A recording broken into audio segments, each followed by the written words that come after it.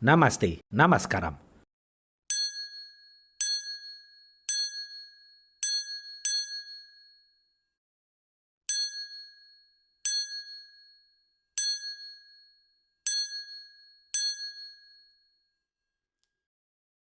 Halo Movie Rangers, apa kabar kalian semua? Semoga kita semua selalu dibimbing Tuhan untuk terus berubah menjadi pribadi yang lebih baik lagi. Hari ini Bang Jedar akan menceritakan film berbahasa Malayalam yang berjudul Night Drive. Film ini dibintangi oleh aktor Mollywood Roshan Matthew dan disutradarai oleh Visak.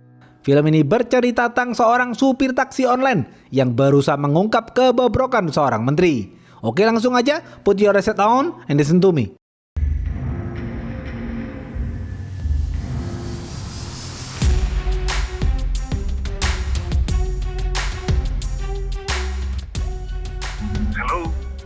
Pemeran-pemeran film ini antara lain, Georgie adalah supir taksi online sekaligus mantan kriminal. Ria adalah reporter yang kritis. Benny adalah polisi jujur.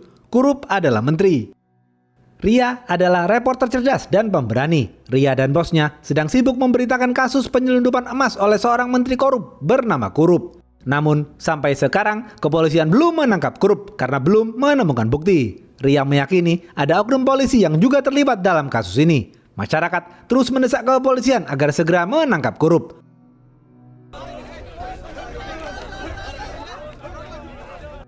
Terlihat Kurup sedang keluar dari gedung KPK India setelah diinterogasi. Saat diwawancarai awak media di luar gedung, Kurup tetap ngotot kepada media bahwa dirinya tidak bersalah. Setelah itu, Kurup pulang ke rumah. Saat di dalam mobil, Kurup ditelepon seorang petinggi partainya agar segera menyelesaikan kasus itu, karena jika tidak, penangkapan Kurup akan berdampak buruk bagi masa depan partai. Setibanya di rumah, Kurup mengobrol dengan polisi korup bernama Cako. Cako mengatakan bahwa 3 hari lagi Kurup akan ditangkap. Kurup kaget mendengar berita itu. Kurup berencana memindahkan emas yang ada di rumahnya agar KPK India tidak menemukan barang bukti emas tersebut.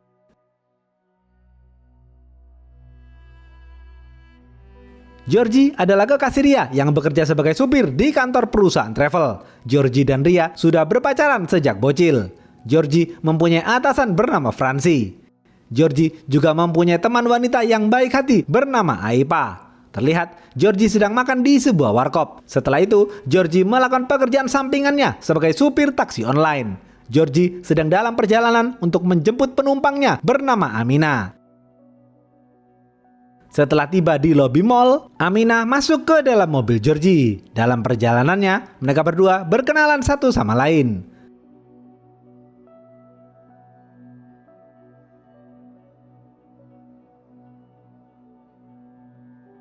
Setelah mengantar Amina ke rumahnya, Georgie menjemput Ria. Ria sedikit jengkel karena Georgie terlambat. Georgie lalu mengantar Ria ke rumah. Di perjalanan, Georgie dan Ria membicarakan rencana pernikahan mereka. Setibanya di rumah Ria, Georgie mengantar Ria masuk sampai ke teras. Terlihat ayah Ria tidak suka dengan Georgie dan Ria yang sering bepergian karena mereka berdua belum menikah. Setelah itu, Georgie kembali ke kantor. Di kantor, Georgie dan Aipa membantu Francie yang sedang bersiap-siap akan meeting di luar kota. Di sisi lain, Kurup sedang mengobrol dengan tangan kanannya bernama Balu. Kurup memerintahkan Balu untuk membawa 18 kg emas yang ada di rumahnya ke kota lain. Balu menuruti perintah Kurup dan membawa 18 kg emas itu pergi.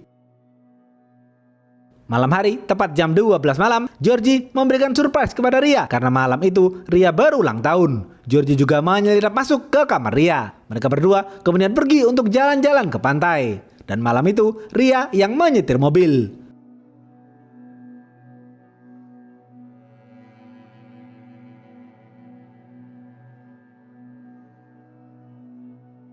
Setelah mengobrol di pantai, mereka berdua kembali pulang. Namun, sebelum pulang, mereka ikut warga sekitar merayakan Natal bersama. Setelah itu, mereka naik mobil dan melanjutkan perjalanan pulang. Di tengah perjalanan, ada razia polisi. Terlihat Ria tidak suka dengan kepolisian. Ria menolak untuk turun dari mobil dan menulis surat keterangan. Ria justru menyuruh kepolisian melayaninya di dalam mobil. Ria dan satu orang polisi terlibat adu mulut. Polisi jujur bernama Benny datang dan menegur mereka berdua.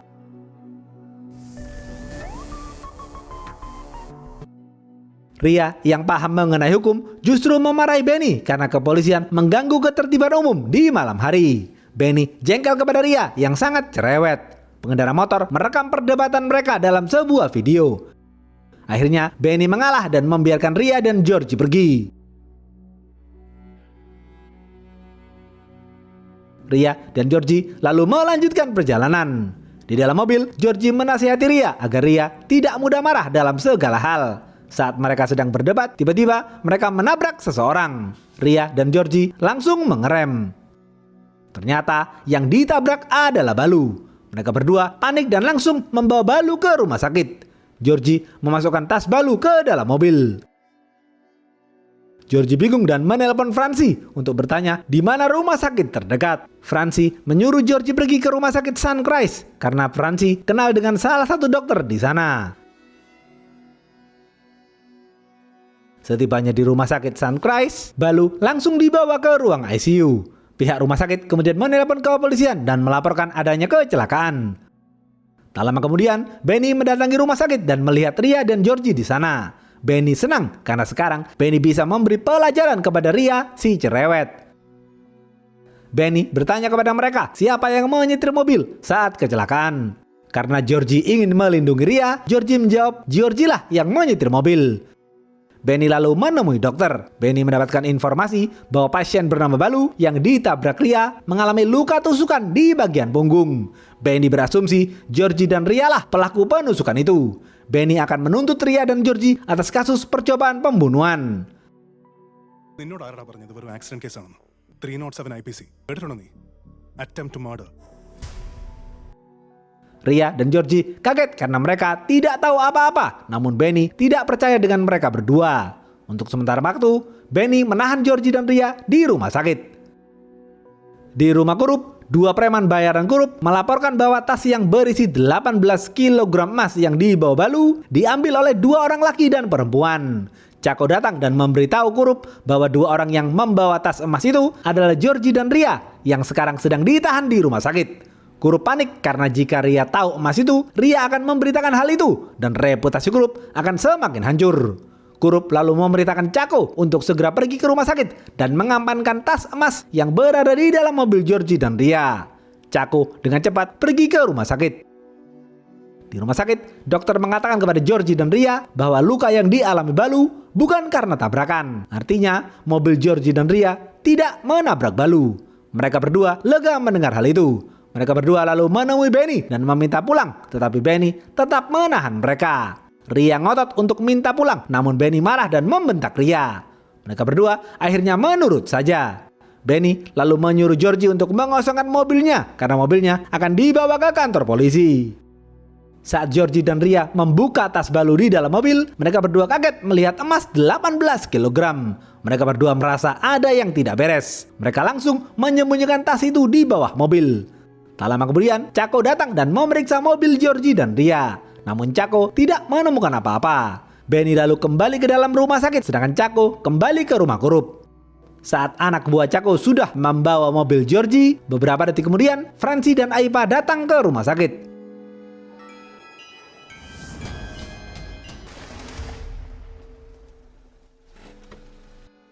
Dengan cepat, Georgie memindahkan tas yang berada di bawah ke dalam mobil Francie. Mereka lalu memarkirkan mobil Francie di basement. Francie dan Aipa kaget melihat emas sebanyak itu. Tiba-tiba handphone Balu di dalam tas itu berdering. Spontan, Georgie mengambil handphone Balu. Georgie melihat foto keluarga Balu di wallpaper HP itu. Ternyata Balu adalah suami Aminah. Georgie dan 3 temannya mulai menyusun rencana. Mereka tidak akan memberitahukan hal ini kepada polisi. Georgie menyuruh Aipa meninggalkan rumah sakit. Secara diam-diam, tanpa sepengetahuan Benny, Georgie dan teman-temannya mendatangi Aminah dan memberitahukan hal ini. Mereka lalu membawa Aminah ke rumah sakit. Benny heran mengapa Georgie tahu bahwa Aminah adalah istri Balu. Georgie mengatakan bahwa Aminah adalah penumpangnya dan handphone Balu berada di dalam tas Balu. Benny merasa ada yang Georgie sembunyikan. Benny lalu keluar gedung rumah sakit untuk merokok sejenak.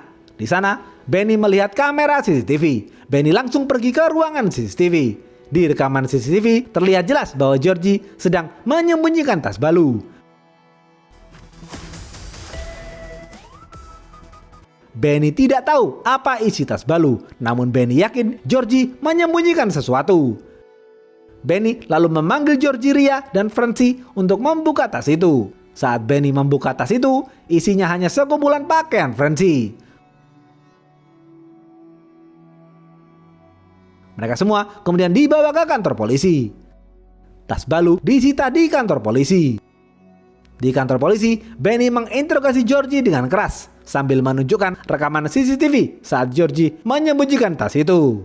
Namun Georgie tetap ngotot tas itu hanyalah pakaian Francie. Benny tidak percaya dengan omongan Georgie. Tiba-tiba Benny ditelepon dokter dan diberitahu bahwa Balu sudah sadarkan diri. Benny langsung pergi ke rumah sakit untuk menginterogasi Balu. Sedangkan Georgie, Ria, dan Francie ditahan sementara waktu di kantor polisi. Kurup, Chaco, dan para anak buahnya bingung mencari di mana tas emas itu. Dan akhirnya Kurup bermain politik kotor dengan berencana ingin menuduh Ria dalam penyelundupan emas ini. Kurup memberi emas 2 kg kepada Chaco agar dimasukkan ke dalam tas Balu yang disita di kantor polisi.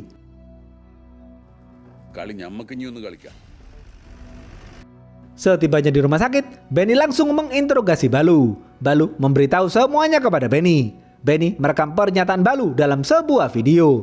Balu mengatakan, "Pak Benny, aku diperintahkan Kurup untuk menyembunyikan emas 18 kg miliknya ke luar kota, agar KPK India tidak mempunyai bukti kuat saat menangkap Kurup. Namun di tengah perjalanan, aku diberitahu Santos, anak buah Kurup yang baik hati, bahwa aku sedang dijebak. Kurup berencana membunuhku dan menjebakku sebagai pelaku penyelundupan emas. Tak lama kemudian, 2 preman bayaran Kurup mencegatku dan mencoba merampok emas itu. 2 preman itu berhasil menusuk punggungku dengan pedang.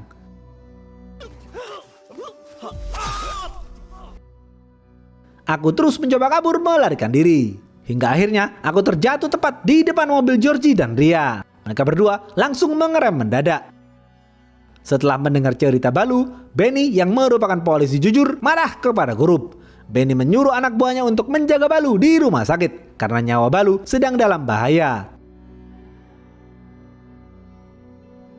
Di kantor polisi, Chaco menginterogasi Georgie dengan keras. Benny datang dan melerai mereka berdua. Chaco mengatakan kepada Benny bahwa Georgie telah menyelundupkan emas.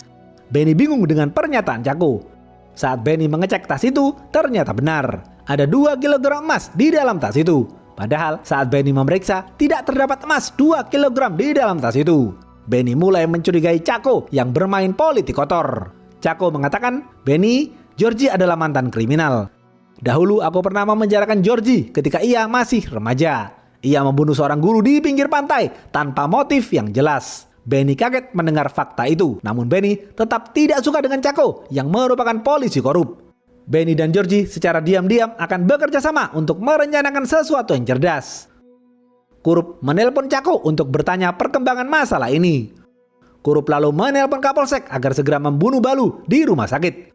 Kurup juga memerintahkan Kapolsek agar memframing Georgie, Ria, dan Francie sebagai penyelundup emas itu. Kapolsek setuju dengan ide Kurup. Chaco kembali ke ruangan Benny dan menginterogasi Georgie. Namun tiba-tiba sambil tersenyum, Georgie mengatakan kepada Chaco bahwa ia mengakui telah menyelundupkan emas 18 kg milik Kurup. Chaco kaget karena mereka menyebut nama Kurup. Hal itu bisa menyeret Kurup ke dalam penjara. Chaco mendekati Georgie dan mengancam agar jangan bermain-main dengan polisi. Georgie membalas, "Aku tahu kau dan Kurup akan memframing kami sebagai pelaku, dan kami akan membawa serta Kurup ke dalam penjara." Chaco lalu menelpon Kurup dan memberitahukan hal ini. Kurup kemudian berbicara langsung dengan Georgie melalui telepon. Mereka berdua bernegosiasi untuk mencari win-win solution. Benny hanya tersenyum sinis kepada Chaco. Georgie mengatakan ia akan mengembalikan 18 kg emas itu kepada Kurup asal Kurup melepaskan Balu. Kurup setuju dengan tawaran Georgie. Georgie kemudian pergi sendirian untuk mengambil emas itu. Benny menemui Kapolsek dan mengatakan bahwa Chaco sedang bermain kotor dengan Kurup. Kapolsek mengatakan agar Benny tidak ikut campur dalam urusan ini. Benny yakin Kapolsek juga ikut bermain dalam penyelundupan emas ini.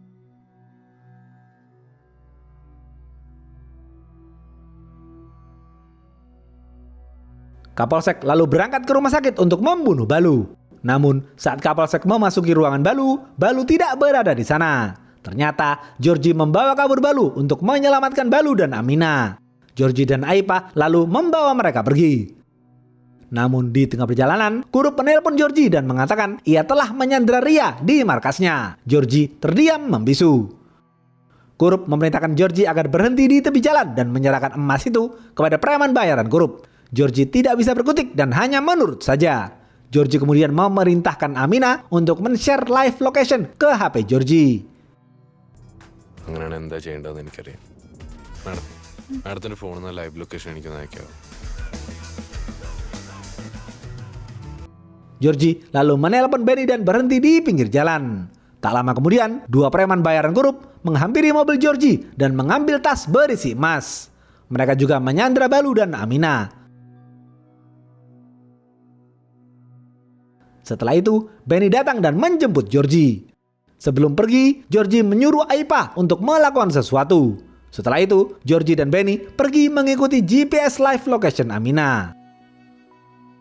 Dua preman bayaran Kurup yang membawa Balu dan Amina tiba di markas Kurup. Kurup senang melihat mereka dan emas itu. Namun saat Kurup menghitung jumlah emas itu, totalnya hanya 8 kg. 10 kg lain masih menghilang. Kurup marah dan menelpon Georgie. Georgie mengatakan, "Pak Kurup, aku akan menepati janjiku mengembalikan semua emasmu. Kau tunggu saja di sana sambil duduk manis." Tak lama kemudian, Georgie dan Benny mendatangi markas Kurup. Mereka semua kaget dengan kedatangan Georgie dan Benny.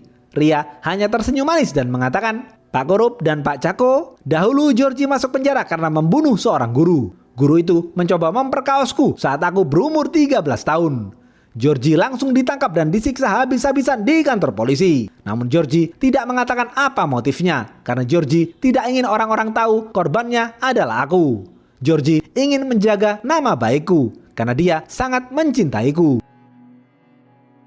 Semua preman bayaran Kurup berlari ke arah Georgie dan Benny. Mereka berdua dengan gagah berani menghajar para preman itu hingga tewas.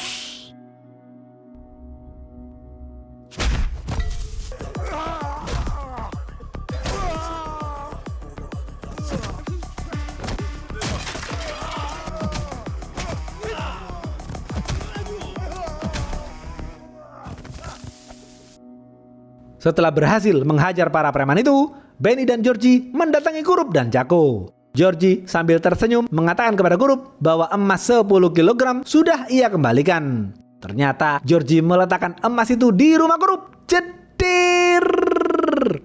Beberapa menit yang lalu, Georgie memerintahkan Aipa berpura-pura menjadi pengantar makanan ke rumah Kurup.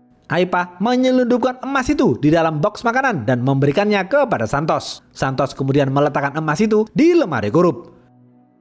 Benny juga mengatakan kepada Cako bahwa 2 kg emas milik Kurup sudah ia letakkan di rumah Kapolsek.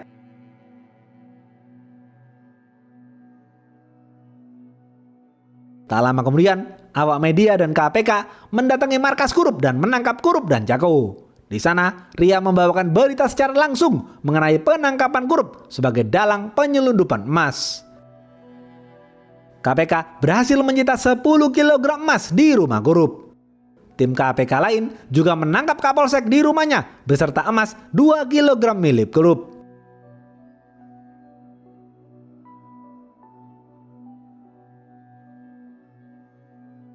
Besok pagi, Bos Ria mengucapkan selamat atas kecerdasan dan keberanian Ria menangkap Kurup. Bos Ria bertanya, "Ria, bagaimana kau bisa menangkap Kurup?" Ria menjawab, "Pak Bos, aku bisa menangkap Kurup karena partnerku adalah supir taksi online sekaligus mantan kriminal." ആരോടും പറയണ്ട, എൻ്റെ കൂടെ ഒരു ക്രിമിനൽ ഉണ്ട്. Habis. Apa pesan dari film ini? Kecerdasan dan keberanian adalah kunci sukses dalam kehidupan kita. Dan ternyata dua hal itu juga bisa digunakan untuk menangkap para koruptor. Oke, segitu aja video kali ini. Stay watching and see you.